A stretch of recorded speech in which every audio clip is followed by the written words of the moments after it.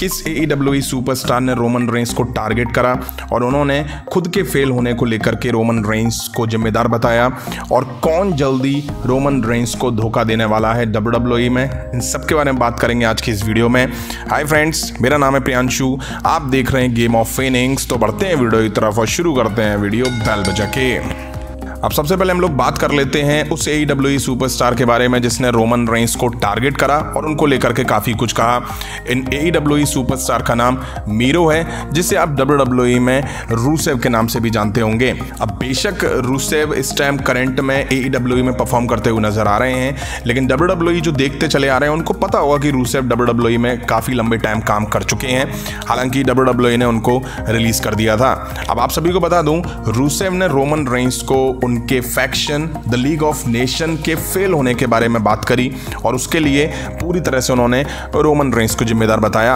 अगर आप WWE काफ़ी पुराने टाइम से देख रहे हैं तो आप सभी को याद होगा कि WWE में एक फैक्शन बना था साल 2015 में जिसका नाम लीग ऑफ नेशन था, जिसके लीडर शेमस हुआ करते थे। अब उनके इस फैक्शन में शेमस के साथ साथ एल्बर्टो डेल रियो, बैड बैरेट और रूसेव यानी कि मीरो मौजूद थे।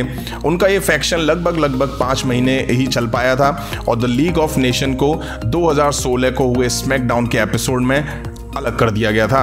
अभी करंट की बात करें तो रूसेव एक शो पर स्पेशल गेस्ट के तौर पर दिखाई दिए थे, जहां उन्होंने रोमन रेंस के अगेंस्ट मिलने वाली बुकिंग के लेकर के WWE और खुद शायद रोमन रेंस को टारगेट करा।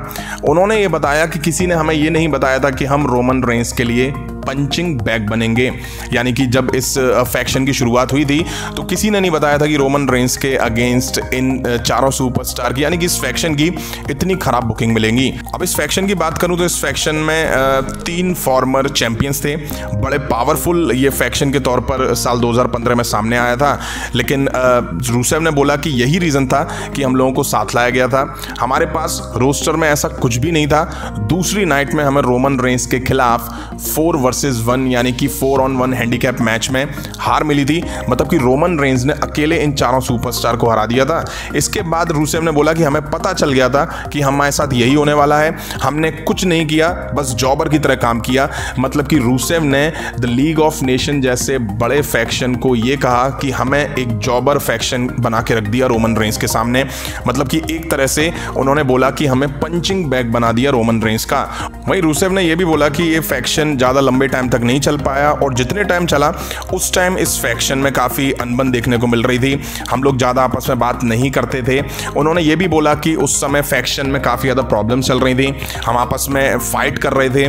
मुझे इस चीज़ पर प्राउड नहीं है, ये काफ़ी गलत हुआ। ये चीज़ें इतनी ख़राब थी कि हम प्रैक्टिस भी नहीं कर पा रहे थे, जबकि आजकल जो मैचेस होते हैं उससे पहले सुपरस्टार को यानी कि जो अपोनेंट होते हैं या जो प्लेयर होते हैं जिनके बीच मैच होता है उनको प्रैक्टिस वगैरह करनी पड़ती है, बात वगैरह करनी पड़ती है, लेकिन हम उस समय साथ नहीं आ पा रहे थे। ये वाकई एक खराब चीज़ थी।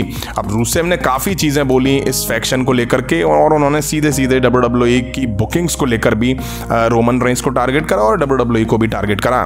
अब WWE के एक बड़े लेजेंड ने बोला है कि tribal chief undisputed universal champion Roman Reigns को आने वाले टाइम में जल्दी धोखा मिल सकता है। अब ये धोखा उन्होंने किसी और से नहीं बल्कि सैमी ज़ेन से मिलता हुआ बताया है। सैमी ज़ेन हाल फिलहाल ब्लड लाइन के काफ़ी करीब आ चुके हैं। पिछले काफ़ी टाइम की बात करूं तो वो काफ़ी फोर्स कर रहे थे ब्लड लाइन के मेंबर को और ख़ास करके ऊसोस को कि उनको इस ग्रुप में शामिल करा जाए। अगर मैं बात करूं सैमी ज़ेन की तो सैमी ज़ेन पिछले कुछ वीक में या कुछ महीनों में ब्लड लाइन के काफ़ी करीब आ चुके हैं। उन्होंने काफ़ी फोर्स करा ऊसोस को, रोमन रेंस को भी करा, लेकिन ऊसोस को उन्होंने काफ़ी ज़्यादा फोर्स करा कि उन्हें ब्लड लाइन में शामिल कर लिया जाए।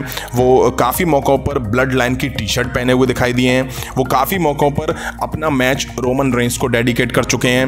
वो काफ़ी मौक़ों पर ऊसोस को दूसरे अटैकर्स से सेव करते हुए आए हैं। वो काफ़ी बार ब्लड लाइन के फेवर वाली बातें करते हैं। अभी रिसेंट की बात करूं तो Sami Zayn men's Money in the Bank ladder match के लिए क्वालिफाई हो चुके हैं। वहीं बैक स्टेज स्मैकडाउन के एपिसोड में हम सभी ने देखा था कि पॉल हेमन की प्रेजेंस में सैमी ज़ेन ने यह बोला था कि अगर वो money in the bank contract जीतते हैं तो वो रोमन रेंस के अगेंस्ट इसे कैश इन नहीं करेंगे बल्कि ब्रॉक लेसनर के खिलाफ कैश इन करेंगे। अब देखिए सैमी ज़ेन की इस बात से साफ मतलब निकल रहा है कि वो रोमन रेंस के अगेंस्ट कैश इन नहीं करेंगे, लेकिन ब्रॉक लेसनर के अगेंस्ट कैश इन करेंगे। अब ब्रॉक लेसनर के अगेंस्ट कैश इन तब कर पाएंगे जब ब्रॉक लेसनर रोमन रेंस को हरा के न्यू चैंपियन बन जाएंगे।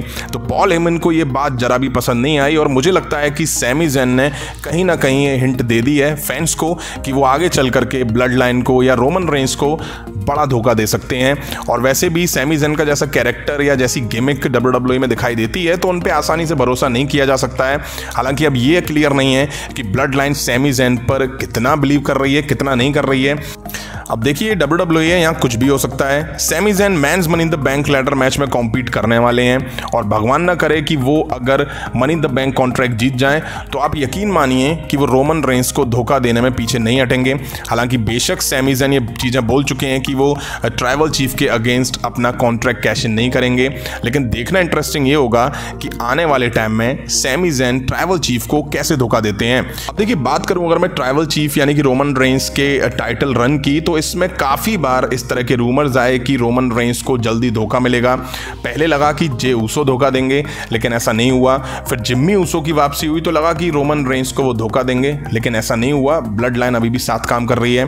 फिर आए जब ब्रॉक लेसनर तो लगा कि पॉल हेमन ब्रॉक लेसनर के साथ मिलकर धोखा देंगे। ऐसा कुछ WWE ने दिखाया भी, लेकिन पॉल हेमन फिर से रोमन रेंस के साथ आ गए और अभी भी साथ दिखाई दे रहे हैं। तो कुल मिला के ये है कि रोमन रेंस को अभी तक किसी से धोखा नहीं मिला है, लेकिन हाँ सैमी ज़ेन से धोखा खाने को लेकर के बड़े स्ट्रॉन्ग रूमर्स आ रहे हैं जिसमें कहा जा रहा है कि सैमी ज़ेन जल्दी ट्राइबल चीफ को धोखा देते हुए नजर आ सकते हैं। और वैसे भी सैमी ज़ेन खुद को लॉकर रूम का लीडर बताते हैं। हालांकि रोमन रेंस के होते हुए सैमी ज़ेन जैसे सुपरस्टार लॉकर रूम के लीडर नहीं बन सकते हैं। अब देखना इंटरेस्टिंग ये होगा कि सैमी ज़ेन जो कि ब्लड लाइन के इतने करीब आ चुके हैं वो आगे चल करके ब्लड लाइन के साथ क्या कारनामा करते हैं, क्योंकि आप यकीन मानिए WWE सैमी ज़ेन को जिस तरह से इन्वॉल्व दिखा रही है आगे चल के कुछ बड़ा और ट्विस्ट दिखने वाला है जिससे शायद फैंस शॉक होंगे। अब आपको क्या लगता है कि सैमी ज़ेन किस लेवल का धोखा रोमन रेंस को देते हुए नजर आ सकते हैं? और हाँ, रूसेव ने जो बात बोली कि रोमन रेंस का पंचिंग बैग हमें बना दिया गया था, इस बात में कितनी सच्चाई है कमेंट करके जरूर बताइएगा। अभी की वीडियो में इतना ही। पसंद आए तो लाइक और शेयर करें। उस तरह की इंटरेस्टिंग अपडेट्स के लिए चैनल को सब्सक्राइब करें, बेल आइकन को प्रेस करें। मिलता हूं नेक्स्ट वीडियो में। Thank you.